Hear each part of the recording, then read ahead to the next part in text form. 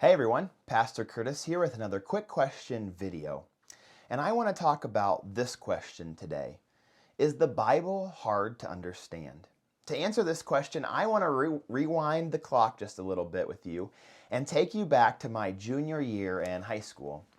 See, I got pretty good grades in high school, mostly because my mom didn't give me a choice about that.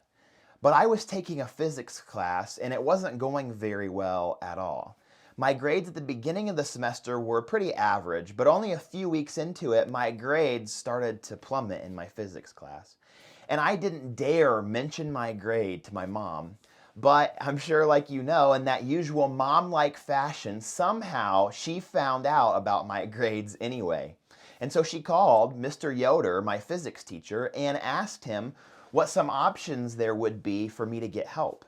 And he told her that every day after school that he had a tutoring available and that he stayed to help students understand their homework, and he would go over things that were still confusing from that day's lecture, and he would even offer some extra credit assignments to help you get your grades up.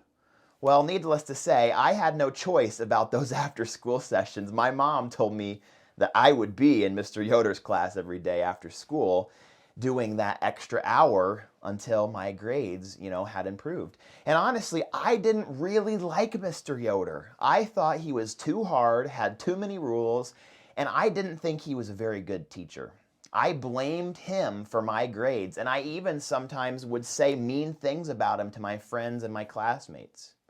So I wasn't really thrilled with the idea of spending an extra hour every day sitting in his classroom. And I didn't think it would help my grades. And I knew I wouldn't like it, but I had no choice. So there I was. Mr. Yoder came over to me during one of those after-school sessions. He sat down right next to me and he worked through each of my homework assignments with me. He explained things, he slowed down and let me ask questions, and he was extremely nice. I was shocked. I was shocked at how nice he was. And after a few days of experiences just like this, Mr. Yoder quickly became my favorite teacher. I used to drag my feet in the hallways leading up to sixth period physics class.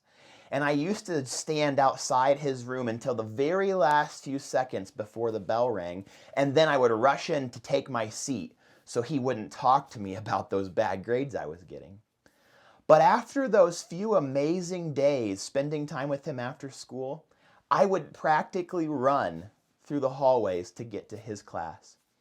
I would go right to him, and I would usually say something nice as I passed by him to sit down at my desk, eager to hand in my homework that I knew was going to be a perfect score because he helped me with it. And after a few weeks of those after-school physics sessions in his room, I started getting all A's on my homework assignments. And I started getting all A's on quizzes and tests and midterms in his class. And after a few more weeks, I was going to those after-school sessions, not because I needed to, but because I wanted to spend more time with Mr. Yoder, and I wanted to help other kids understand that physics class better too.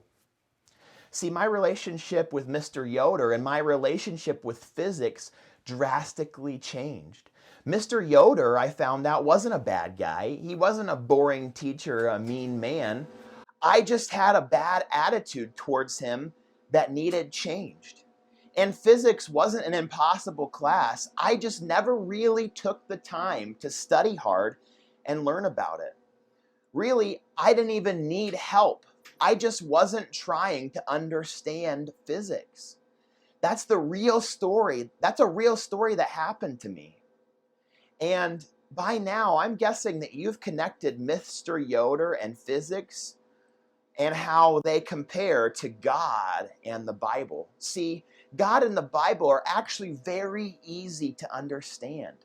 God has given us so many gifts, so many tools, and such incredible brains that the Bible is actually easy to understand. God wrote it just for man. He wrote it just for us. And he didn't write it to be confusing or hard or complicated. He wrote it so that it would be easily understood. and we would easily understand through the Bible how to have relationship with him. 2 Timothy 2:15 says this: "Do your best to present yourselves to God as one approved, a worker who does not need to be ashamed and who correctly handles the word of truth." I think just like me in that physics class, you might need to wake up and realize the problem isn't with God or the Bible, but the problem lies in us. It lies in our hearts. We have to do the work it takes to understand the Bible. We have to read it every day for starters, and we have to write down good questions as we read. And we need to pray before we read our Bibles and ask God for his help to understand while we read. So to answer today's question, the answer is no. The Bible really isn't hard to understand if you are willing to take the time and try to learn from it with the right attitude. I hope this video helps you know that reading the Bible is an awesome experience, and that Psalm 119:105 is so true when it says, "Your word is a lamp unto my feet, a light on my path." God bless you all today, and I'll pray that this video encourages you to read your Bible and learn more about God. God bless you.